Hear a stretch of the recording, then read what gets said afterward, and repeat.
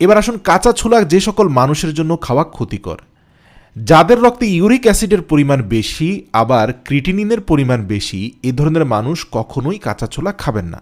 আবার কাঁচা ছোলা খাবার পরে যাদের অতিরিক্ত গ্যাস, অ্যাসিডিটি, বদহজম ও ডায়রিয়ার সমস্যা তৈরি হয় তারাও কাঁচা ছোলা খাবেন না।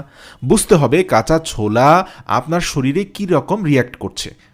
আবার যারা ওজন কমাতে চাচ্ছেন তারাও কাঁচা ছোলা খাবেন না। আরেকটি বিষয় হলো কাঁচা ছোলা কখনোই ভেজে খাবেন না। অনেকে আছেন যারা ভাজা ছোলা খেতে খুবই পছন্দ করেন, আবার কেউ কেউ কাঁচা ছোলাকে তেল মশলা সহযোগে রান্না করে খেয়ে থাকেন। এভাবে খেলে আপনি বেশ মজা পাবেন, কিন্তু কাঁচা ছোলার গুণাগুণ থেকে এরকম রান্না করা ভাজা ছোলার গুণাগুণ যথেষ্ট কম থাকে।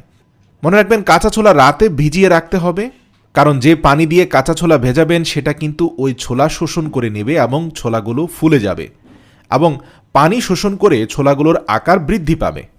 তবে অবশ্যই পরিষ্কার পানি দিয়ে ছোলাগুলো ভিজিয়ে রাখবেন।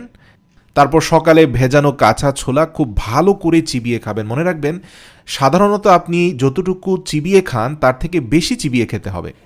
যাদের ডায়াবেটিক্স নেই তারা একসঙ্গে 50 থেকে 60 গ্রাম পুরনো গুড় খাবেন। পুরনো গুড় এবং কাঁচা ছোলা আপনার দেহের জন্য খুবই গুরুত্বপূর্ণ। এবার আসুন যে 3টি জিনিস কখনোই কাঁচা ছোলা খাওয়ার পর খাবেন না, এর মধ্যে সর্বপ্রথম হচ্ছে দুধ বা দুধ জাতীয় খাবার। কাঁচা ছোলা খাওয়ার 2 ঘন্টা আগে বা পরে কখনোই দুধ জাতীয় খাবার খাবেন না।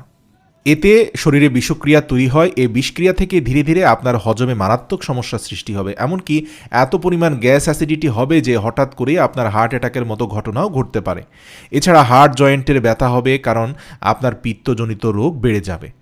এছাড়াও কাঁচা ছোলার পরে কোনো ভিনেগার জাতীয় খাবার খাবেন না, যেমন ভিনেগার জাতীয় আচারও খাবেন না। সেটা অ্যাপল সিডার হোক বা যে কোনো সাধারণ ভিনেগার হোক। ভিনেগার কিন্তু আচার সংরক্ষণের জন্য ব্যবহার হয়, তাই আপনি কাঁচা ছোলা খাওয়ার পর আচারও খাওয়া যাবে না। অনেকে ডায়াবেটিস নিয়ন্ত্রণের জন্য করলার জুস খেয়ে থাকেন। করলার জুস খাওয়ার পরে ডায়াবেটিস একদম নিয়ন্ত্রণে চলে আসে। করলাতে পালং শাকের থেকেও দ্বিগুণ পরিমাণ ক্যালসিয়াম রয়েছে। এছাড়াও করলায় রয়েছে উচ্চমাত্রার magnesium, folic acid, zinc, phosphorus, magnesium ও বিভিন্ন ধরনের খনিজ উপাদান যেমন ভিটামিন সি ও আয়রন। এই সব ধরনের পুষ্টিগুণ রয়েছে অত্যাধিক পরিমাণে কাঁচা ছোলার মধ্যে। তাই সমগুণে অধিকারী এই 2 ধরনের খাবার যদি আপনি পাশাপাশি সময় খেয়ে নেন তাহলে তা দেহের জন্য মারাত্মক ক্ষতিকর হবে। তাই করলার জুস বা রান্না করা করলাও কাঁচা ছোলার সাথে খেতে যাবেন না। ন্যূনতম 2 ঘন্টা বিরতি দিয়ে খাবেন। এতে আপনার স্বাস্থ্যটা ভালো থাকবে ইনশাআল্লাহ।